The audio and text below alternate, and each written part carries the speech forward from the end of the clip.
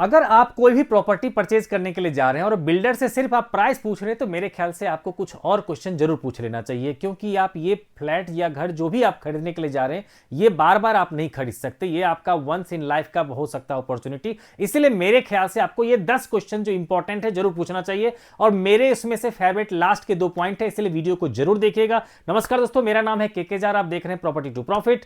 तो दोस्तों हम लोग वीडियो को बिना टाइम गवाए शुरू करते हैं। तो देखिए, सबसे पहला क्वेश्चन जो आपको पूछना, मैंने सारा पॉइंट्स लिख लिया है ताकि ये टाइम हम बचा सके कि इस फ्लैट की रजिस्ट्री पॉसिबल है कि नहीं है। देखिए क्या होता है, क्योंकि जैसे दिल्ली में बहुत सारा एरिया जो है वो कच्ची कॉलोनियां है, तो वहां पर जनरली जो प्लॉट की जो कुछ सेल किया जाता है वो सबके सब जीपीए पे किया, जनरल पावर ऑफ अटॉर्नी पे किया जाता है। लेकिन गवर्नमेंट ने जो ऑथराइज्ड, जिसके लिए गवर्नमेंट का प्लान है कि ये ऑथराइज्ड है, वहां पर पीएम उदय के थ्रू जो है रजिस्ट्री वहां पर अलाउ कर दिया है।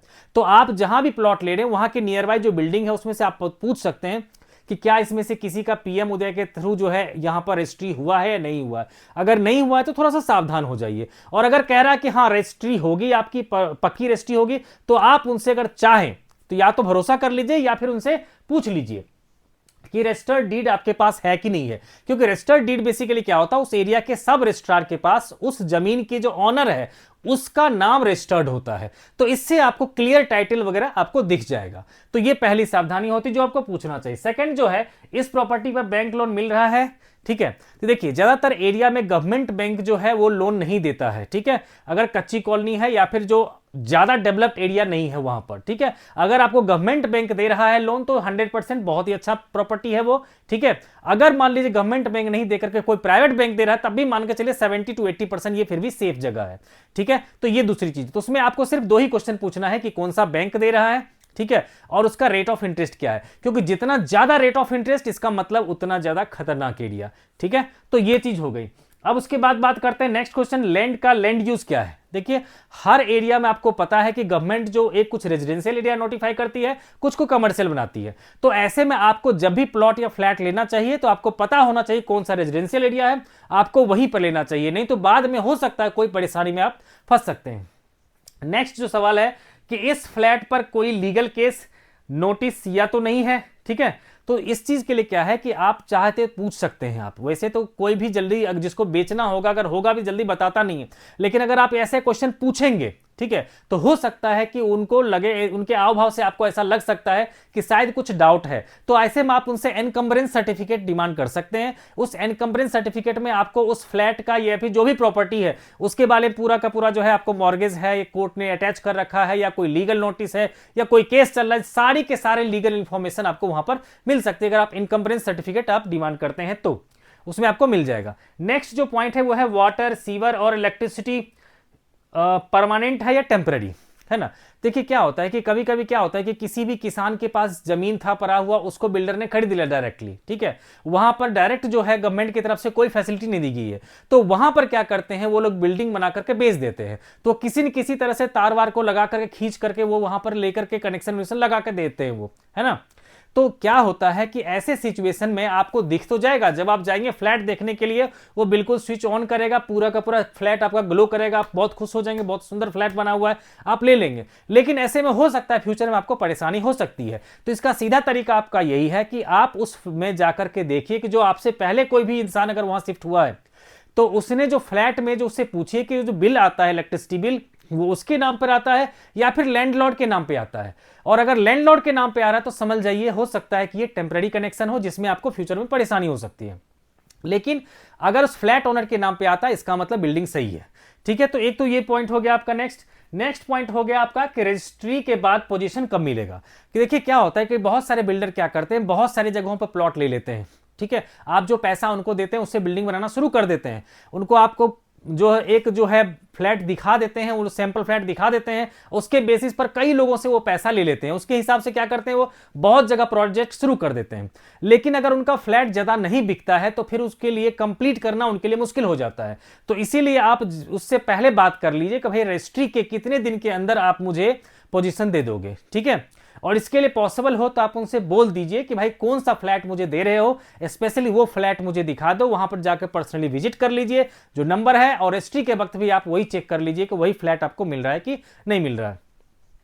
ये होगा। नेक्स्ट जो पॉइंट हो गया आपका मेंटेनेंस का सिस्टम क्या है, जैसे लिफ्ट का, लाइट का, सफाई का, ये सब का सब पैसा जो है कौन लेगा।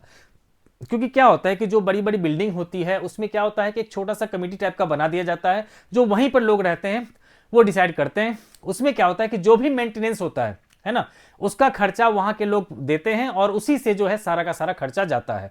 तो इसमें ये आपको जरूर पूछ लेना चाहिए। नेक्स्ट जो पॉइंट है कि रीसेल के वक्त डिमांड होगी या नहीं।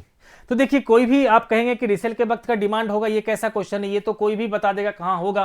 तो देखिए, इसमें भी आपको कुछ चीज देखना चाहिए कि देखिए, जब भी कोई भी एरिया अगर आप जाते हैं वहां पर फ्लैट लेने के लिए, अगर आपको लग रहा है कि वहां पर पहले से उस एरिया में कुछ बिल्डिंगें हैं, है ना, तो आप उस बिल्डर के बारे में एक बार थोड़ा सा गूगल रिव्यूज चेक कर लीजिए कि भाई इसकी बिल्डिंग की रिव्यूज क्या क्या है। उसके बाद वहां पर देख लीजिए कोई अगर 2-3 साल पहले अगर उसका कोई बिल्डिंग बना हुआ है तो उस बिल्डिंग के लिए जो है लोगों से बात करके देखिए कि कैसी क्वालिटी होता है, कहीं 2-3 साल में उस बिल्डिंग की कोई प्रॉब्लम तो नहीं हो रही है।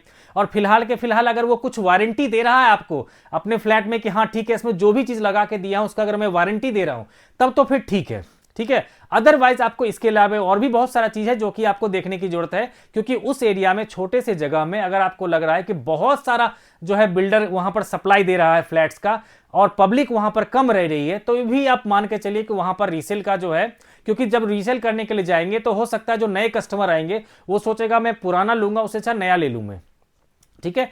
तो इसीलिए उस एरिया में जितना डिमांड है आप चेक कर लीजिए कि भाई क्राउड्स उतना है कि नहीं जितना कि ये फ्लैट्स बना के दे रहा है। तो ये सब चीजें भी आपको देख लेना चाहिए फ्लैट्स लेने से पहले।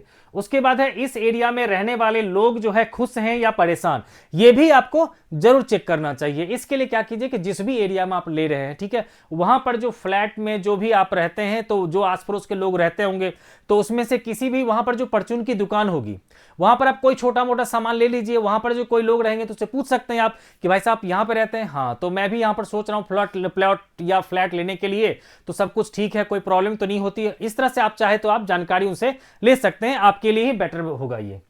उसके बाद नेक्स्ट जो है मेरा जो लास्ट मैंने कहा था कि अगर कोई प्रॉब्लम हुई तो मैं किसको कॉल करूंगा। ये चीज सबसे बड़ी बात क्या होती है कि जैसे कि अगर आपने फ्लैट लिया है, ठीक है, और अगर फ्लैट आपने लिया है एक ऐसे बिल्डर से जो बिल्डर बना करके किसी प्रॉपर्टीज वाले को दे दिया बेचने के लिए, ठीक है, उस प्रॉपर्टीज वाले ने आपको दे दिया, आपको बेच दिया। कल को होकर के क्या होगा कि अगर मान लीजिए आपके ऊपर रहने वाला कोई फ्लैट वाले ने कुछ भी ऐसा किया, छत अपने फर्श का कुछ भी काम करवाया जिसके कारण अगर आपके छत में कोई लीकेज हो गया या कहीं से पानी टपक रहा है, कुछ भी ऐसा हो गया, तो अगर आप उनसे कहने के लिए जाएंगे तो हो सकता है आपको फिर डिस्प्यूट हो जाए, प्रॉब्लम हो। तो ऐसे सिचुएशन में आप किसको कॉल कर सकते हैं, इसके लिए आप उनसे पहले पूछ लीजिए कि अगर मान लीजिए मुझे रहते हुए कोई प्रॉब्लम होती है तो क्या आप लोग उसके बाद भी हमारी हेल्प कर सकते हैं, चाहे कोई लीगल डिस्प्यूट ही हो उसमें भी, ठीक है। तो ये सारे इंपॉर्टेंट सवाल है। तो दोस्तों मेरा काम यही था कि आपको सही सही जानकारी देना, आपको फ्लैट आप कभी लो तो किसी तरह की आपको प्रॉब्लम नहीं हो।